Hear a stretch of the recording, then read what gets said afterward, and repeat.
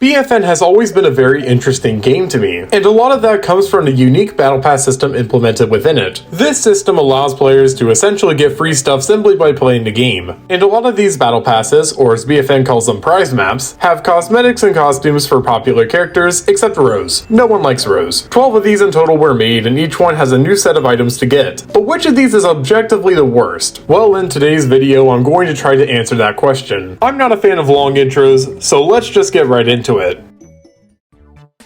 So I'm sure you would have assumed this simply because this video exists, but not all prize maps are made equally. But if you've played the game for a few months and checked these prize maps, then you've probably already known about this. The jump from the Lawn of Doom prize map to even the Springening is a massive one. So to show you guys what I mean, I'm going to show my chart that breaks down the exact amount of items in the prize maps, as well as a few other things. To make things a little bit simpler, I'll tell you guys the important parts of this data. First of all, the prize map is the first section in the category. I went in the order of January to December, just to keep things simple. Then I ordered the items by importance. So costumes, the customization, then emotes, and so on until reaching text and rainbow stars. I'm sure that you guys are curious about a few things, but one thing might be above the rest. What does every map have in common? Well, first of all, every map has the same amount of rainbow stars distributed, 150. But the amount of spots on the prize map dedicated to these stars is different for each map. Some have only 3 spots distributing 50, and other maps have 5 spots distributing 30. Another similarity is that each prize map gives 3 costumes and 3 emotes, except for one, Summer Days. We'll get to that in a second, but for now let's look at the final main similarity, the text amount. Yeah, those useless little sentences are actually the most common part of these prize maps, with one even having 12 of these, filling over a fourth of the map. Oh, and to clarify a bit more about Summer Days, this map has 4 outfits rather than a normal 3. This is speculation, but I believe that the reason why is because this map might have actually been planned to include an Acorn and Oak legendary upgrade, but they never got around to it. I've heard from multiple people that Acorn, Pea Shooter, and a few others were actually planned to have upgrades, but obviously that never happened. So I'm assuming this map probably used the skin as a placeholder, which is fine. I just wish we got to see what the upgrade was. So now that we've established the basics and gone over some similarities between each prize map, let's get into the criteria when considering what the worst prize map could be. My criteria is as follows. The less rewards in the map, the better. So straight away, we just eliminated 4 maps, all of which containing a legendary upgrade. And yes, unfortunately, that also includes the Springening, which is the Rose map. I was really hoping that I could include this one, but whatever. The more junk on the map, the better. So Summer Days in particular is now out simply because it's the only prize map with 4 outfits, and that's simply too worth it. Along with that, any map that only used 3 rainbow star spots is now out as well. These are out because having less clutter means more items, and that's the exact opposite of what we're looking for. And finally, no more than 42 items on the prize map. The only remaining prize map that this would have applied to is the Valenbrains map, but this one was already eliminated because of the corn upgrade, so this rule just doubled down on the upgrades. And now we actually have an established set of criteria. So, what prize maps are left? Well, if those rules are applied, we just have Lawn of Doom, Fall Food Fight, Feastivus, and Snow Day remaining. Let's examine all of these to see if we can find the worst, objectively of course. Lawn of Doom and Fall Food Fight are identical in what they offer. 3 outfits, 8 customizations, 3 emotes, and you get the idea. But we might as well not even talk about them, because the other 2 prize maps have arguably even weaker items to display. Feastivus is almost the exact same as the first 2 in terms of the numbers of each item in each category. There's just one key difference that makes this map arguably worse. There's 1 less customization piece in turn for 1 extra emoji. It's not a major difference by all means, but it is big enough to knock out the other 2 prize maps. Now all that's left is Snow Day, and oh boy, this one just might be the winner. But before we come to that conclusion, let's look at what this one offers compared to Feastivus. The biggest difference is actually what I briefly mentioned earlier in the video, 12 different text bubbles. Yes, this is the map that has that amount of text. So this map is already a pretty good contender, but there's more. On top of that major lead, it also only has 7 customizations and 4 emojis. Yes, you heard me right, 4 emojis. So where did those missing slots go? Well, to the tombstones, of course. No, there's 5, compared to the poor 4 that Feastivus offers. So overall, I think it's a pretty safe bet to assume that Snow Day is objectively the worst prize map in the game. What a shame too. It's a pretty decent map with a nice soldier outfit and the legendaries. Better luck next time, Snapdragon. Oh, right, there is no next time. And I believe that concludes this video. I hope you guys enjoyed this brief look into BFN's prize maps. Do you guys agree with my selection? Do you believe that another prize map is more deserving of this title? Well, let me know in the comments down below. If you guys like this video and you want to see more, then drop a like, maybe even subscribe, and I'll see you guys in my next video. Peace.